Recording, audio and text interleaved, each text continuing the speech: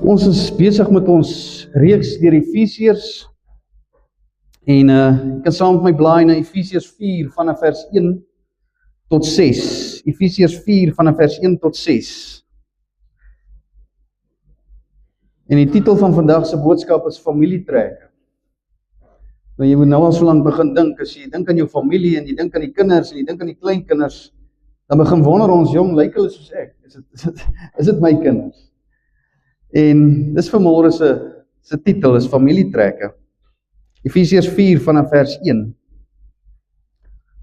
Paulus sê hier, ek vermaan julle dan, ek die gevangene in die Here, om te wandel waardig die roeping waarmee julle geroep is, met alle nederigheid en sagmoedigheid, met lankmoedigheid, terwyl julle mekaar in liefde verdra, en ernstig strewe om die eenheid van die Gees te bewaar deur die band van die vrede. Daar is een liggaam en een Gees, soos julle ook geroep is in een hoop van julle roeping. Een Here, een geloof, een doop, een God en Vader van almal, wat oor almal en deur almal en in almal is. Here en Hemelse Vader, ek dank U vir hierdie geleesde woord. Heilige Gees, ek wil bid dat U hierdie prediking sal lei. Vader, soos ek elke keer vra, is dat U sal uithaal wat nie daar hoort nie, dat U sal insit wat ek vergeet het of nie aan gedink het nie. En Vader, dat U naam hierdeur verheerlik sal word. My gebed is dat ons hier sal uitstap, dat mense wat hier ingekom het met vrae en met seer en met stikken en verwagtinge, Here, dat ons hier sal uitstap, almal anders as wat ons hier ingekom het. En my gebed is dat ons hier sal uitstap en sê, ons aanbid 'n groot en almagtige Skepper God. Bid dit in Jesus naam. Amen. Ons is nou in die helfte van ons reeks, ons het nou hoofstuk 1 tot 3 gedoen, tot dusver, en ek wil net so 'n bietjie 'n samevatting vat, dat ons nie vergeet waar ons was en waarvandaan ons kom nie. So hoofstuk 1, prys Paulus God, omdat hy gelowig is met elke geestelike seëninge in die hemele in Christus, dat die Here ons geseën het daarmee. Hy prys die Here daarvoor. Hy merk op dat God hulle voor die skepping uitgekies het, en hulle aangeneem het as sy kinders, voor die skepping van die heelal. En deur Christus se offer ontvang almal van ons vergifnis van sondes. Dis wat hy in hoofstuk 1 vir ons herinner. En dan eindig hy sê, dan ontvang ons die seël, die Heilige Gees as 'n seël, waarmee ons ewige erfenis verseker is. Hy sê die Heilige Gees is die onderpand. Dis die belofte, dis die bewys dat julle erfenis is staan vas in Christus Jesus. Dis hoofstuk 1. Hoofstuk 2 verduidelik Paulus dat die mensdom eens dood was in hulle sondes en hulle ongeregtighede, dat hulle geskei was van God af. En maar dan kom hy en dan sê dat hulle nou saam met Christus opgewek is uit die dood uit, as jy 'n wedergebore kind van die Here is, en dan beklemtoon hy dat verlossing 'n genadegawe van God is. Dis nie iets waarvoor ek kan werk nie, dis iets wat ek deur die geloof in Christus Jesus ontvang. En dat is deur die kruis Christus die muur van vyandskap tussen Jood en heiden afgebreek het. En hulle is nou as 'n enkele familie verenig, Jood en heiden in Christus Jesus as een verenig. So 'n gesonde kerk word gekenmerk deur geestelike eenheid. Dit is wat Paulus hier sê in hoofstuk 1 tot 2. Daar's geestelike eenheid. Ons is nie verskil nie, as jy in Christus Jesus is ons een. En dan kom in hoofstuk 3 en dan openbaar Paulus die geheimenis dat Jood en heiden gelyke erfgename is in Christus Jesus. Die een is nie beter as die ander een. 'n Plan wat verborge was, maar nou deur die evangelie geopenbaar is, sê Paulus. Dit is nou geopenbaar. Dit was verborge vir jare in die Ou Testament, maar is nou geopenbaar in Christus Jesus. En dan sluit hy die vorige preek, dan sluit hy af met 'n gebed. Dan sê Here, dit is wie die kinders van die Here is, en hulle het nou gebed nodig. Here, U moet hulle lei vir dit wat voor lê. Iets is aan die kom nou, en hy's besig om hoofstuk 3 af te sluit. Hy's besig om, en dan sê Here, hulle het U nodig, hulle het U leiding en U hulp nodig. Hulle kan hierdie goed wat vir hulle voor lê nie alleen doen nie.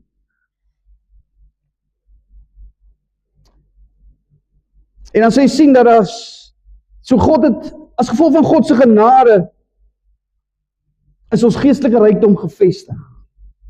Is verseker. En wat is hierdie rykdom waarvan hy praat? Ons is uitverkies, ons is verlos, ons is verseël en ons is versoen in een liggaam in Christus Jesus. En daar is slegs een opdrag. Jy sal sien in hoofstuk 1, van hoofstuk 1 tot 3 is daar slegs een opdrag aan die kerk. Net een. Daar's nie veel as net een. En dan sien dit in 2 vers 11. Hy sê dat ons verlore toestand sal onthou. Onthou waar jy vandaan kom. Toe die Here julle siele gered het. Onthou waar jy was toe hy jou oë kom oopmaak het. Toe die hart van klip kom uithaal het en die hart van vlees in jou bors ingedruk het. Onthou waar jy was. Dis al wat hy gesê het. So in die hele hoofstuk 1 tot 3 is dit al opdrag. Onthou waar jy was. Toe God kom doen dit wat net hy kan doen. En dis om jou vry te maak van sonde. Maar in hoofstuk 4 kry ons 39 opdragte. Jy sal sien, van hoofstuk 4 af tot hoofstuk 6 is daar 39 opdragte. Paulus, maar wat ons nou moet besef is dat Paulus gee vir ons geen opdragte voordat hy nie vir ons genade gee. Weerens, dis nie 'n ding van jy moet leef so en maak so en dan is jy gered. Nee, jy's gered en omdat jy gered is, maak jy so en maak jy so en maak jy so. Dis andersom. Dis die punt, ons moet dit nie vergeet nie. Sonder God se genade sal geen mens in staat wees om te doen wat God van hom verwag. Ek en jy het nie daai vermoë nie. En dan in Grieks, in hoofstuk 4 begin in die Grieks, hy sê, daarom vermaan ek julle. Dis die Grieks. Daarom vermaan ek julle. Omdat jy dit is, van hoofstuk 1 tot 3, omdat julle dit is, omdat God dit gedoen het, daarom gee ek nou vir julle opdragte. Daarom vermaan ek julle. Julle werk nie om julle roeping te verdien nie, is wat Paulus eintlik vir ons sê. Maar julle werk omdat julle geroep is. Jy's 'n geroepene van God voor die grondlegging van die wêreld en omdat jou siel gered is, daarom gee ek vir jou opdrag om te doen. Daarom moet jy iets om te doen. Paulus beweeg van hulle onverdiende posisie in Christus, dis 1 tot 3, dis my posisie in Christus. Nou beweeg hy van hulle gedrag uit vanaf daardie posisie in Christus. So omdat jy in Christus Jesus is, in hom beweeg jy nou op 'n sekere vlak, loop jy op 'n sekere vlak, ryk jy anders, loop jy anders, lyk jy anders as die wêreld. En omdat jy een familie in God aangeneem is, moet jou dade en jou woorde en jou interaksies met die mense rondom jou moet lyk soos een wat in Christus Jesus is. Ons moet nie lyk, ons DNA moet nie lyk soos dit van die wêreld is, want ons is nie meer van die wêreld nie. Hy sê hulle is in hierdie wêreld, maar nie van die wêreld. Ek het julle daar uitgehaal. Daarom begin Paulus hierdie tweede helfte van hierdie brief in hoofstuk 4 vers 1 met 'n algemene opdrag. Hy sê wandel waardig die roeping waarmee julle geroep is. So nommer 1 wat ek wil hê ons moet onthou hier is dat 'n gesonde kerk word verenig deur een goddelike roeping. Die kerk het een roeping. Ons het een roeping. Elke hart lief, ons het een roeping. Jy sien ons lese? Ons het een roeping. Die kerk van Christus reg oor die wêreld het een roeping. Dit is wat ons verenig. Nommer 1. Nou hierdie idee van roeping gaan terug na hoofstuk 1 toe. Waar Paulus vir hulle gesê het, julle is uit genade geroep, geseën met elke geestelike seëninge in die hemel. 1 vers 3. Uit genade is julle geroep. Hierdie roeping is vir elke Christen. Hulle sal vir jou sê, maar om 'n pastoor te word of 'n dominee te word is 'n roeping, is 'n calling. Om met kinders te werk is 'n roeping. Hierdie roeping is vir almal. Hierdie is nie vir 'n sekere elite nie, dit is nie net vir my en vir 'n kerkraad nie. Elke persoon wat sê dat ek 'n wedergebore kind van die Here is, hierdie roeping is vir jou. Dis waarvan hy hier praat. Dis elkeen van ons vanmôre. En dan sê hy wandel waardig die roeping. Waardig, hierdie woord waardig in die Grieks is axios. Nou axios beteken, dit beteken 'n skaal. Hy praat van 'n skaal, 'n gebalanseerde skaal. Julle weet, daai ou skale wat jy die een kant opsit, dan lig hy daai kant, dan sit jy die kant op en dan bring jy daai. Hy praat so hierdie woord axios in Grieks is 'n gebalanseerde skaal. So hy sê loop waardig, dit moet gebalanseerd wees. Jou lewensstandaard moet dieselfde lyk as dit wat jy met jou mond bely. As jy met jou mond hierdie swaar evangelie van Christus Jesus bely, dan moet jou lewe hierdie swaar aan die ander kant moet dit kan bewys. Dit moet bewys dat ek hierdie is. Jy kan nie sê ek is 'n kind van die Here, maar jou lewe aan die ander kant lyk nie daarna nie. Jy lyk en ryk nie soos 'n Christen nie. Ons praat nie dieselfde nie. Hy sê dit moet gelyk wees, hierdie skaal, axios. Is 'n skaal wat gebalanseerd is. Jou belydenis van Christus Jesus en jou lewe in Christus Jesus moet dieselfde weeg. Dis waarvan hy hier praat. So wat hy sê is, maak seker dat julle daaglikse gedrag by die werk, by die huis, of ek julle nou sien of nie sien nie, maak seker dat dit opweeg teenoor die evangelie wat jy bely. En dan moet jy ook sien dat hy maak geen skeiding tussen die sekulêre en die heilige. Ons praat gewoonlik van sekulêre werk. Nee, ek doen nie meer 'n sekulêre werk nie, ek is voltyds in die bediening. By Paulus is daar nie so ding soos 'n sekulêre werk. As jy 'n boer is jy 'n boer vir Christus. As jy 'n mechanic is jy 'n mechanic vir Christus. As jy 'n onderwyser is of as jy 'n bankbestuurder is, maak nie saak nie. As jy 'n ouer is by die huis, wat nie, dis jou werk. Jy's 'n ouer vir jou kinders, jy's 'n man vir jou vrou, jy's 'n vrou vir jou kinders, vir jou man, is jy in Christus. Dis wat jy is. Heel eerste. Voordat ek enige iets anders is ek 'n kind van die Here. Heel eerste.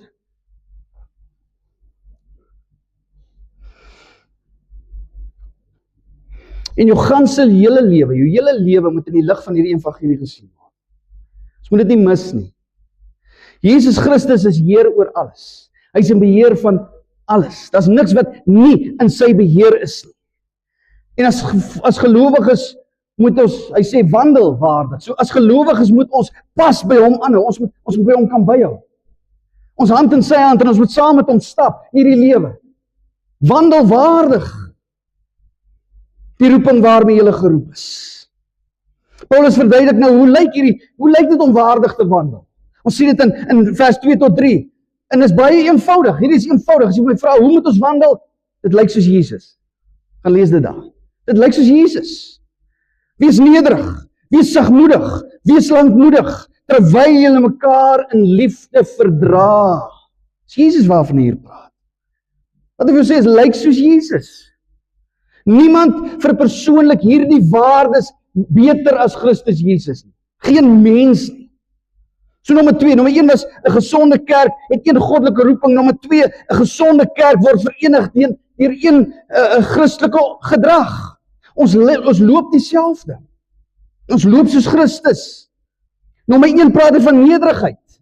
Wat bedoel hy met nederigheid? Weerens, nederigheid was 'n ongewone ding in die Griekse tydperk, daar waar hulle geleef het. Was vreemd. Inteendeel, om trots te wees was 'n inding.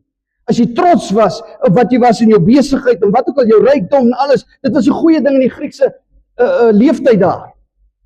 Inteendeel, hulle die Christene gespot omdat hulle nederig was. Wat is met julle verkeerd? Maar Paulus het deur al sy briewe sê dat nederigheid is 'n ding wat Christene veronderstel is om te wees. Nederigheid moet deel van ons wese wees. Julle moet nederig stap. Dit is 'n noodsaaklike eienskap. So vir eenheid om te bestaan met mense vir die goed van ander leef. Dis eintlik wat hy sê. Filippense 2 vers 1. Laai saam met my. Filippense 2 vanaf vers 1.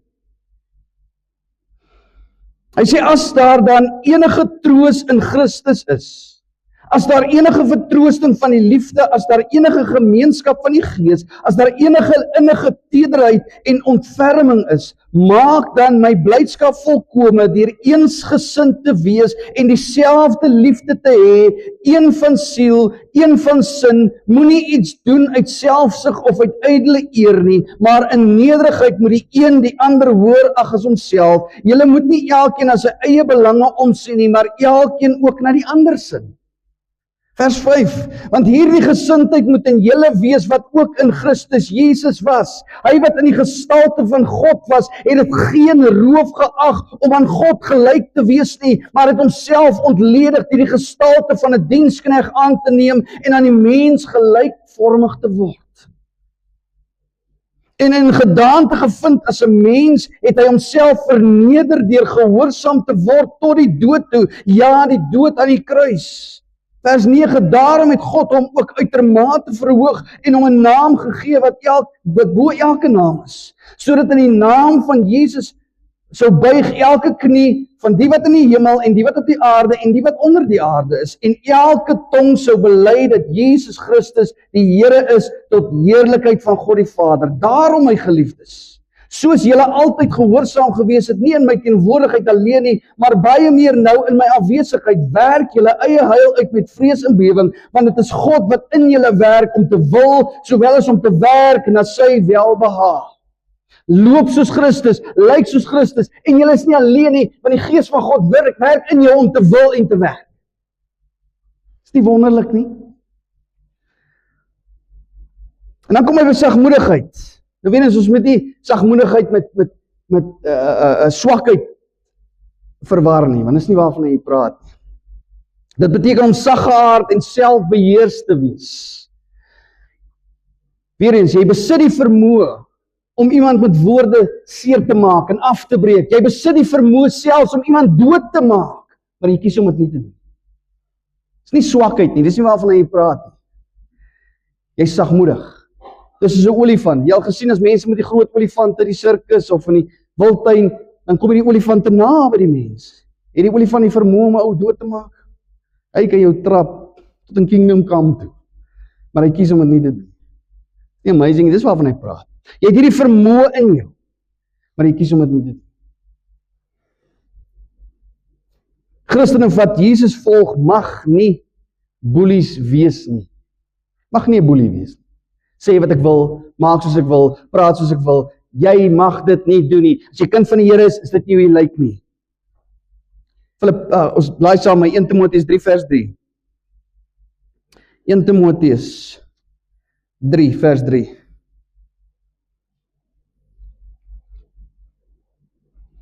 Praat nou hier van pligte van die opsieners en die diakens, maar hier is nie net vir opsieners en diakens nie. Dis nie, die ou wat dit dink, nee.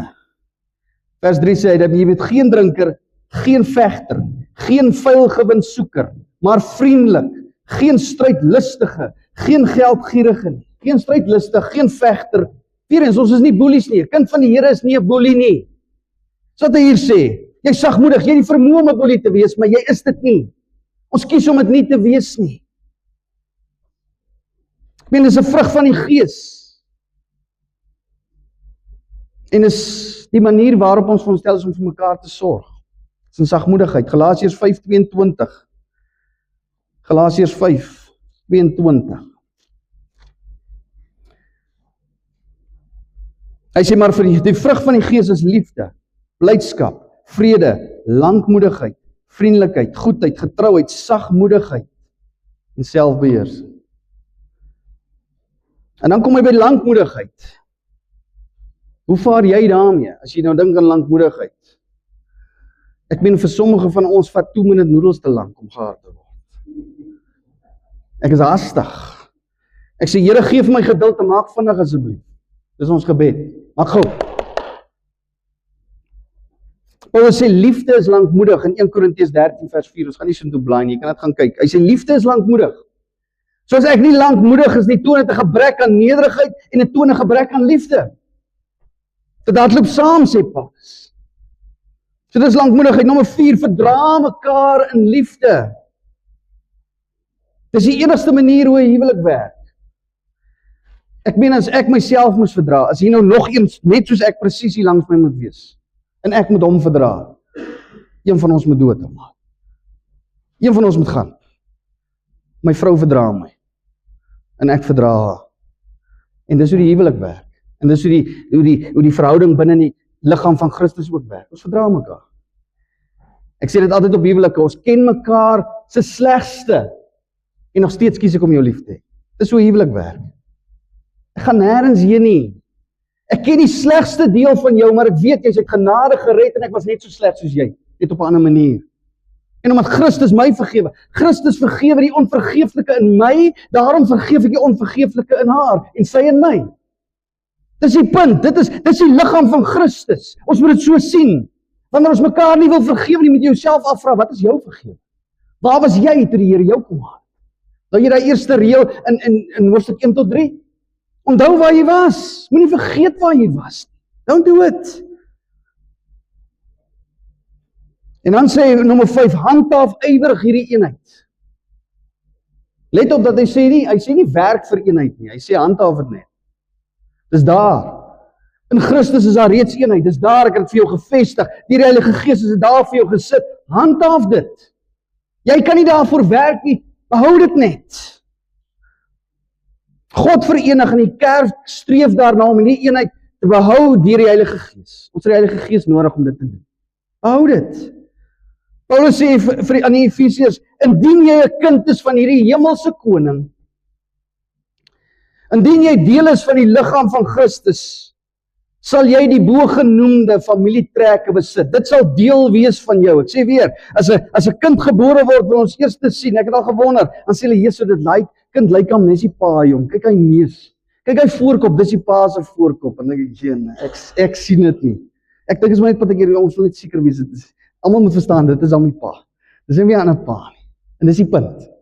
Dis wat Paulus hier vir hierdie kerk sê. Is jy 'n kind van die Here? As ons na jou kyk, lyk jy soos 'n kind van die Here. As jy sê ek is 'n kind van Jesus Christus, ek is in Christus Jesus is in my, en saam is ons in die Vader verborge, lyk ek dan soos een? Stap ek soos een? Ryk ek soos een? Het ek daardie familietrekke wat ek nou net genoem het? 'n Groot deel van ons kerk beleef vandag 'n identiteitskrisis. Ons het vergeet wie ons is. Of meer presies, ons het vergeet wat God gesê het ons is, wie hy sê ons is. So hoe verstaan ons onsself? Hoe ken ons onsself as kinders van die Here? Hoe tree ons op teenoor diegene wat nie ons geloof en ons vertroue in Jesus Christus deel nie? Hoe tree ons op teenoor hulle? Ek meen, stel jouself net 'n prins voor wat in 'n paleis was en hy kies om weg te hardloop. Ek wil nie meer 'n prins wees nie. Na ruk is hy vuil, sy klere is geskeur, hy eet uit dromme uit, hy leef soos 'n boemelaar. Mense kyk na hom op straat en vir my ek kies om hom nie te sien nie, ek wil nie oogkontak maak nie. Hy is nog steeds 'n prins, maar die bloed van die koning vloei deur sy are. Maar hy leef nie so nie. Hy leef dit nie uit nie. En hierdie weghol van God af het begin in Genesis 3. Wat is die eerste ding wat Adam en Eva gedoen het toe hulle agterkom hulle is naak en hulle het gesondig? Hulle het weggekry van God af. En weer eens, soos ons gelees het, God het ons voor die grondlegging van die wêreld uitgekies om voor hom heilig en sonder gebrek te wees. Voor die grondlegging van die aarde af. Dis bepaal. As jy 'n wedergebore kind van die Here is dit bepaal. Dis so jy kan dit nie keer nie. Dis in jou bloed. Maar om te weet wat ek is, moet jy die regte inligting hê. Wie is ek en waar kom ek vandaan? Wat is my agtergrond? So ek het die regte lering nodig om daarvolgens te lewe. Hoe lyk 'n prins? So hoe wil ons God behaag sonder om hom te ken? Om te weet wat hy van ons verwag? Dit is hoe 'n Christen lyk. Diegene wat Bybelse teologie afskeep, wat nie sy Bybel lees nie, skeep inderwaarheid hulle Christen lewe af. Want hoe wil jy weet hoe om te leef as ons nie hier lees nie? Dis vir ons hier gesit. Dis hier uiteen gesit vir jou. Hoe moet ek besigheidsman wees of vrou wees? Dis hierin vir jou. Hoe moet ek 'n pa of 'n ma wees vir my kinders? Dis hierin vir jou. Hoe moet ek 'n kind wees vir my ouers? Dis hierin vir jou. Hoe moet ek bestudeer? Dis alles hierin. Alles is hierin vervat. En ons skeep hierdie ding af. 'n Gesonde gemeente met gesonde lidmate is nie die gevolg van nuwe programme, nuwe geboue, nuwe metodes wat ons inbring nie. Dis nie hoe 'n gesonde gemeente gebou word nie. Dis eerstens die gevolg van die vernuwing van ons denke. Efesiërs 4 vers 23. Laai saam, Efesiërs 4:23. Hy sê en dat julle vernuut moet word in die gees van julle gemoed, van julle denke. Dis vers 24. Hy sê en julle met die nuwe mens moet beklee wat na God geskape is in ware geregtigheid en heiligheid. So hy sê jy moet word wat jy geskape is. Jy word dit. Ons gaan net daarby kom. Jy gaan sien, dis amazing. Ons moet ons denke verander. Om te word soos wat ek gemaak is, moet ek eers my denke vernuwe. Romeine 12 vers 2. Romeine 12 vers 2. Hy sê, en word nie aan hierdie wêreld gelykvormig nie, maar word verander deur die vernuwing van julle gemoed, sodat julle kan beproef wat die goeie en welgevallige en volmaakte wil van God is. Dis slegs wanneer ons na die woord van God kyk en hierdie geregtigheid en die heiligheid van God in sy woord beleef en sien in ons lewens, dat God se mense God se woord begin vervul. Ons moet sien wat hy van ons verwag. Hoe leef Christus? Dit is hoe ons moet leef. Nou aan die begin van hierdie brief het Paulus die volgende ek gaan dit net vinnig vir julle lees. Hy uitgebid. 1 vers 17. Efesiërs 1:17. Ek gaan dit vinnig vir julle lees. Hoor wat bid hy hier? Hy sê hy bid dat die God van ons Here Jesus Christus, die Vader van die heerlikheid, aan julle die gees van wysheid en openbaring in kennis van hom mag gee.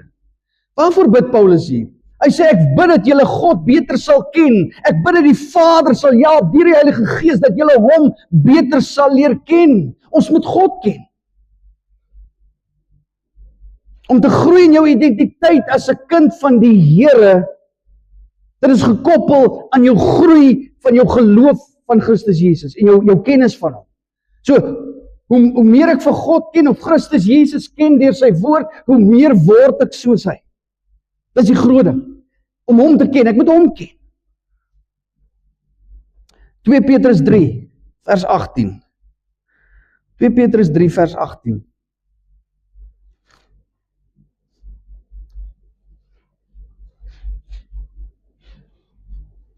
Hy sê, maar julle moet toeneem in die genade en kennis van ons Here en Saligmaker Jesus Christus. En dit weer lees. Julle moet toeneem in die genade en die kennis van ons Here en Saligmaker Jesus Christus. Ons moet hom beter leer ken. Hoe beter ek hom leer ken, hoe beter leer ken ek myself. Dis die groot ding. Saam met sy bediening, kyk maar net vir Paulus, saam met sy bediening om die evangelie van Christus Jesus aan die heidense volke, aan die mense te gaan verkondig, het hy elke mens in alle wysheid onderrig, om elke mens volmaak in Christus Jesus voor te stel. Kolossense 1:28. Gaan dit weer lees. Paulus het ook elke mens in alle wysheid onderrig, om elke mens volmaak in Christus Jesus voor te stel. Kennis van God. Paulus het ook aan Timotheus gesê in 2 Timotheus 3:16-17, die hele skrif is deur God ingegee en is nuttig tot lering, tot weerlegging, tot teregwysing, tot onderwysing in die geregtigheid, sodat die mens van God volkome kan wees, vir elke goeie werk volkome toegerus. Wil jy toegerus wees vir die werk van Christus in jou lewe waarvoor hy jou hier geplaas het, leer om God beter te ken. Lees die woord, kom op jou knieë. Dit is onmoontlik om soos Christus te leef, sonder kennis van God se woord. 1 Petrus 2.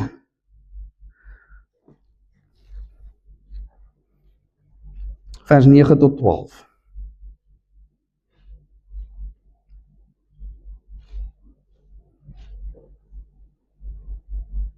Hy sê geliefdes, ekskuus tog, vanaf vers 9. Hy sê, maar julle is 'n uitverkore geslag, 'n koninklike priesterdom, 'n heilige volk, 'n volk as eiendom verkry om te verkondig die deugde van hom wat julle uit die duisternis geroep het tot sy wonderbare lig. Julle wat vroeër geen volk was nie, maar nou die volk van God is, aan wie toe geen barmhartigheid bewys is nie, maar nou bewys is. Geliefdes, ek vermaan julle as bywoners en vreemdelinge om julle te onthou van vleeslike begeertes wat stryd voer teen julle siel. En dan vers 12. En hou julle lewenswandel onder die heidene skoon, sodat as hulle van julle kwaad spreek soos van kwaaddoeners, hulle op grond van die goeie werke wat hulle aanskou, God kan verheerlik in die dag van besoeking. So weer eens, jou goeie werke is om Christus te verheerlik, om sy naam groot te maak. Dis nie om verander te sê, wie wat, ek is bietjie heiliger as jy nie. Ek bid so bietjie meer as jy, kyk hoe lyk ek. Ek lyk so bietjie anders. Dis nie waaroor dit gaan nie. Die goedheid wat ek in Christus Jesus leef na buitekant toe is om God te verheerlik. Weerens, dis een van die toetse wat jy moet doen. As my goedheid, of ek nou vir iemand iets goeds doen, word ek verheerlik of is God wat verheerlik word? Maak hy toets dan. Wie se naam word verheerlik daar? So om hierdie eienskappe van Christus Jesus na te streef, moes hierdie Efesiërs bereid wees om die teenoorgestelde van hierdie beginsels 'n prys te gee. So om in nederigheid te wandel, moes hulle selfgesentreerdheid prys gee. Om met sagmoedigheid te wandel, moes hulle hardheid prys gee. Hoeveel van ons is hardpartytjie? En ek vat in my eie lewe. Dis iets waar ek by die Here gelê het. Here, maak my hart sag. Here, ek wil nie so hard wees. Ek wil nie. Om met geduld te wandel, moet hulle eie agendas prys gee. Om in verdraagsame liefde te wandel, moet ons hierdie idealistiese verwagtinge van ons bietjie prys gee. Om ywerig die eenheid in Christus te handhaaf, moet ons verdeeldheid, twis en vyandigheid prys gee. Dis goed wat hy hier noem. Die kerk is verenig en God word verheerlik wanneer ons soos Jesus leef. Maar in eie krag kan hierdie Efesiërs dit nie doen nie. Hulle is nie in staat om dit te doen nie. Daarom word nommer 3 'n gesonde kerk verenig deur hul evangeliese belydenis. So ek gaan al hierdie goeders doen omdat ek vashou aan hierdie belydenis. 'n Verenig, wat is hierdie belydenis? Dis 'n verenigde verklaring dat hulle identiteit in Christus en hulle hoop in Christus nie in hulle self lê nie. Paulus haal aan wat waarskynlik 'n vroeë Christen geloofsbelydenis was. Dis die gedeelte wat ons nou gaan sien. Van vers 4 tot 6. Dis, hulle vermoed dit was 'n vroeë Christen belydenis wat in die kerke opgesê was, bely was. En dan maak hy 7 eenstellings, 7 van hulle, om hierdie eenheid wat in Christus is te beklemtoon. En weer eens, dis nie 'n eenheid wat ten alle koste nie, met ander ons moet een wees ten alle koste, ons mekaar verdra, ons verdra dit, ons verdra dat. Nee, hier is eenheid in Christus, dis waarvan hy hier praat. Hy sê daar is een liggaam, nommer 1, een liggaam. Ons het uiteenlopende agtergronde, maar ons is verenig in Christus Jesus. Ons hou nie van dieselfde goed nie, net in ons familie, ons eet nie dieselfde goed nie. Maar ons is een familie. Dan praat hy een gees. Die gees is die een wat hierdie eenheid in Christus Jesus skep. En al bemagtig om dit te handhaaf. Hierdie eenheid. Die Heilige Gees, een Heilige Gees, een hoop. Ons het gelees in 2 vers 12 wat hy gesê het, julle was vroeër sonder hoop en sonder Christus in hierdie wêreld. Nou het ons die hoop in Christus. Toe ons deur Jesus Christus geroep is, het ons nou hoop in hom. En dan sê hy een Here, en hier moet ons nie mis nie. 2 Korintiërs 4 vers 5 sê dat hulle verkondig Jesus Christus as die Here.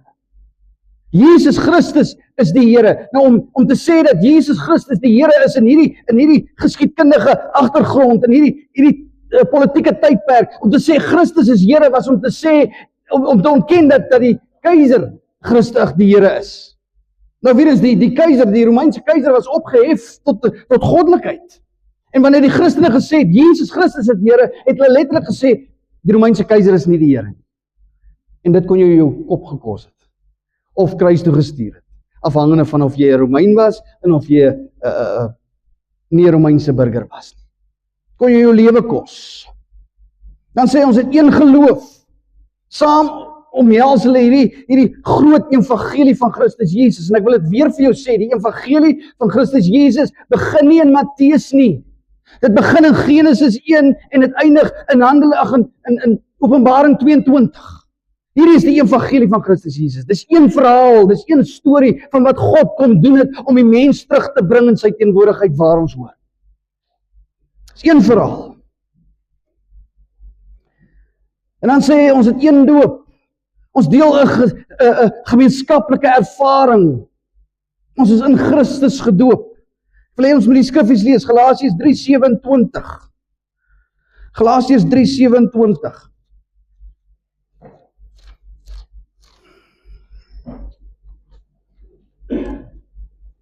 Wat sê hy so? Want julle almal wat in Christus gedoop is, het julle met Christus beklee. Ons is in Christus gedoop. 1 Korintiërs 12 vers 13. 1 Korintiërs 12 vers 13.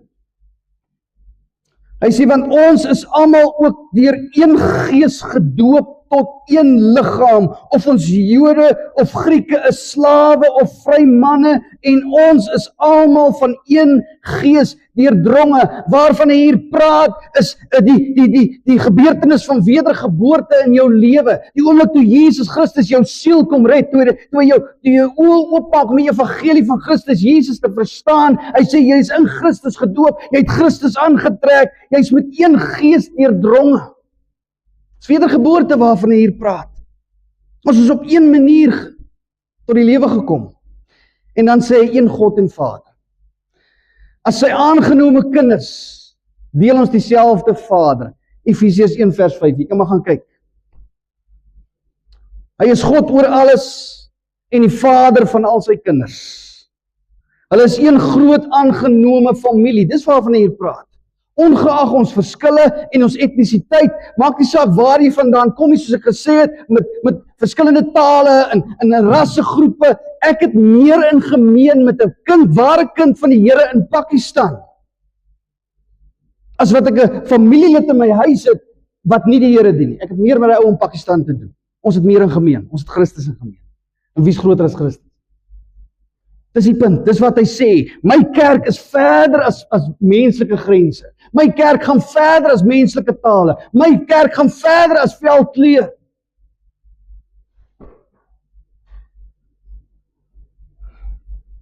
En dan sê Christene moet hierdie eenheid wat hy veroorsaak het, wat hy daar geplaas het, waarin hy ons gesit het, moet ons bewaar. Ons skep dit nie, hy het dit geskep en ons moet dit net bewaar, wandel daarin. Want alles van ewigheidswaarde wat ek en jy besit, in Christus deel ons met ander mense. Nie net myne nie. Ek deel dit met jou, jy deel dit met my. Al 7 druk die werklikheid uit, dat daar slegs een evangelie en een verlossing is. Net een manier, so waarvan hy praat. Al hierdie 7 ene. Daar's een evangelie, een verlossing, en dis deur Christus Jesus, deur die kruis van Golgotha. Christendom is 'n gedeelde geloof. Ons deel dit. Ons moet dit nie vergeet nie.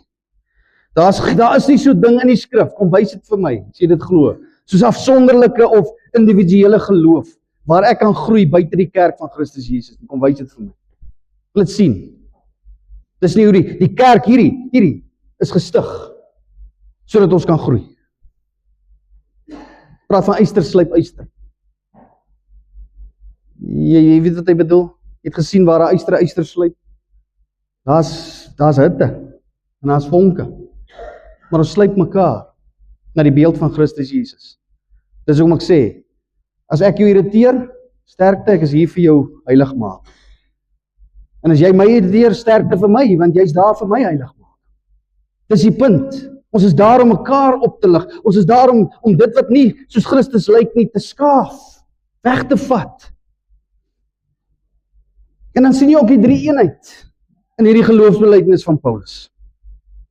Die 3 enige God skep nie net hierdie eenheid nie, hy is ook die wonderlikste voorbeeld van eenheid vir die kerk. En Jesus het vir hierdie eenheid gebid, soos Vader, Seun en Heilige Gees een is, wil ek hê dat my mense een moet wees. Kom ons lees dit, Johannes 17, ek wil net dit sien.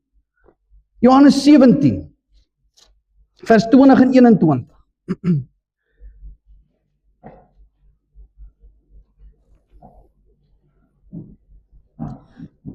Jesus sê hier, hy sê, maar ek bid nie vir hulle alleen nie, maar ook vir die wat deur hulle woord in my sal glo. Hoor op vers 21, ek bid dat almal een mag wees, net soos U Vader in my en ek in U, dat hulle ook in ons een mag wees, sodat die wêreld kan glo dat U my gestuur het.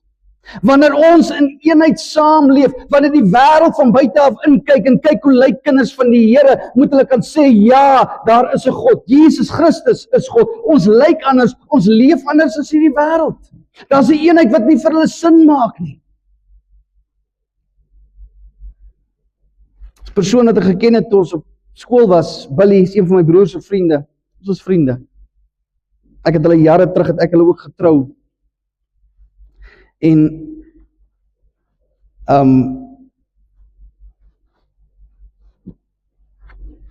Billy se woorde aan my was, toe ek om trou die dag, na die tyd kom hy na my toe, het vir my gesê, weet wat, ek het nooit gedink dat die skoolboelie my eendag sal trou nie. Dit was sy gedagte oor my. En vandag is ons vriende, dis wat ek sê, dis wat die Here kan doen. Ek lyk anders.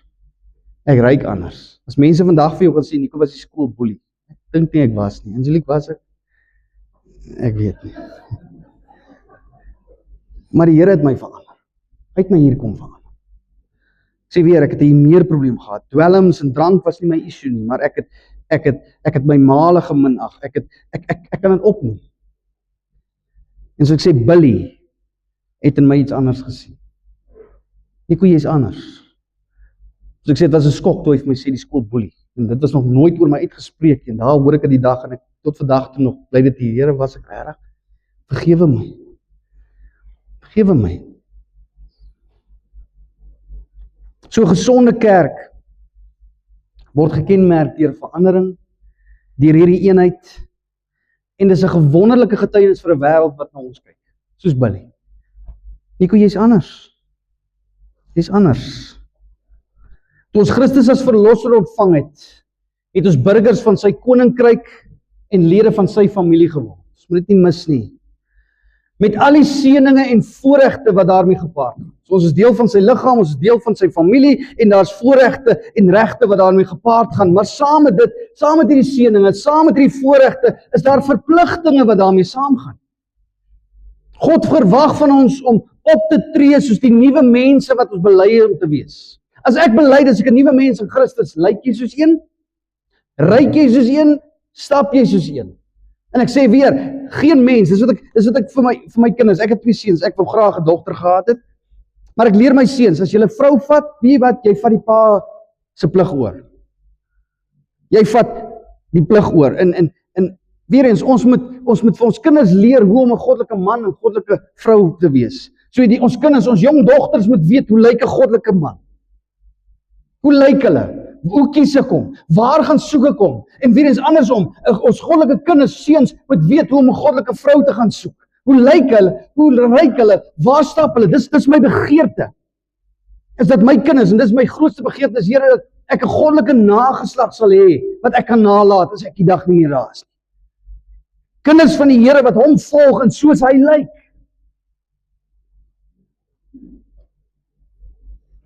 Ons is burgers van sy koninkryk. Ons moet optree soos hierdie nuwe mense. Hy verwag dat sy standaarde ons standaarde sal word. Dat sy doeleindes ons doeleindes sal word. Dat sy begeertes ons begeertes sal word. Dat sy natuur ons natuur sal word. Die Christelike lewe is 'n proses om te word wat jy is. Ek sê dit weer, ek gaan dit weer eens.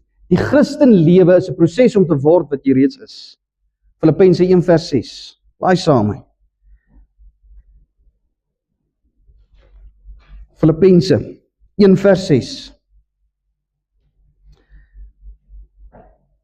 Omdat ek juis hierop vertrou, dat hy, wat 'n goeie werk in julle begin het, dit sal volëindig tot op die dag van Jesus Christus. Die oomblik toe Jesus Christus jou siel gered het, het hy 'n werk begin wat hy sal klaarmaak, wat hy sê. Jy's my kind en ek sal dit klaarmaak. Ek sal jou vorm na die beeld van my seun Jesus Christus. En die dag wanneer daar die hemel oop skeur en Jesus terugkom op daardie wit perd, en wanneer jy hom gaan aanskou soos hy is, gaan jy wees soos wat hy is. Sonder sonde. Soos Jesus. Hier is 'n pad van heiligmaking. Dis waarvan hy praat, wat sal voortduur tot Jesus kom. So ek nou net gesê het, ons sien dit in 2 Korintiërs 3 vers 18. Jy kan dit na die tyd gaan lees. God verwag eenheid binne in die kerk, binne die liggaam van Christus. Dit is nie 'n gedwonge wettiese eenheid nie. Dis nie deur wette en goed wat dit bymekaar gebring is nie. Dis nie waarvan hy praat nie, maar dis 'n gewillige innerlike eenheid. Dat ons die heiligheid en die liefde en die wil van ons hemelse Vader sal hê in ons binnekant en sal uitdra aan ons medegelowiges in hierdie kerk. Daarom het Paulus die Filippense vermaan, en ek het die vertaling so 'n bietjie makliker gemaak. Filippense 1:27, gaan lees dit na die tyd. Ek gaan dit nou lees. Hy sê, bovenal moet julle leef soos burgers van die hemel. En julle gedra op 'n manier wat die evangelie van Christus waardig is. Of ek kom en julle weer sien, of net van julle hoor, ek sal weet dat julle in een gees en een doel saam staan en saam stry vir die geloof wat die evangelie is. Ons is so skoenlappers. Wil jy moet dit sien? Jy weet 'n skoenlapper rispe werk nie om 'n skoenlapper te word. Hy gaan bloot deur 'n metamorfose. Hy word 'n papie, die papie word 'n skoenlapper. En so, daar's 'n hele siklus. En dis 'n kind van die Here. Ek het jou voor die grondlegging van die wêreld uitgekies. Ek het 'n werk in jou begin toe ek jou siel gered het en ek sal dit klaarmaak. Soos hierdie skoenlapper, hierdie rispe wat 'n skoenlapper word, as kinders van die Here is ons gered. Ons is klaar. Al lyk jy nog soos 'n wurmpie. Geestelik nog jonk. Die Here is besig om jou te vorm na die beeld van sy seun. En ek sê weer, wanneer Jesus kom, gaan ons vlerke sprei en vlieg. Geestelik. So weer eens wat Paulus hier in van hoofstuk 4 tot 6 beskryf, dis nie 'n streng reëls wat nagekom moet word nie. Nee, dis die vlugpatrone. Die natuurlike vrugpatrone van iemand wat 'n nuwe geestelike natuur ontvang het. Wat hy hier sê. Jy gaan dit wil doen. Jy gaan wil vriendelik wees. Jy gaan wil genade hê. So wanneer die wêreld na ons kyk, sien hulle iets wat anders as hulle self lyk. Wanneer ons na mekaar kyk as kinders van die Here, ons wat bely dat ons kinders van die Here is, sien ons iets anders as wat die wêreld lyk. Die Bybel is die hulpbron, waardeur ons onsself kan verstaan, en waardeur ons onsself kan onderskei van die ouens wat nie ons hoop in Christus Jesus het. Ons wat Christus volg, is 'n eienaardige volk, sê die skrif. Of ten minste ons is veronderstel om te wees. Ons moet die familietrekke van Christus hê wanneer ons loop en wandel en praat. En ons kan dit wees as ons volgens die visie van God leef, wat hy vir ons in sy woord uit ingesit is. So weer eens, wat sê Paulus? Julle is kinders van die Here. Leef nou soos kinders van die Here. Laat die Heilige Gees toe om jou te vorm na die beeld van Jesus Christus.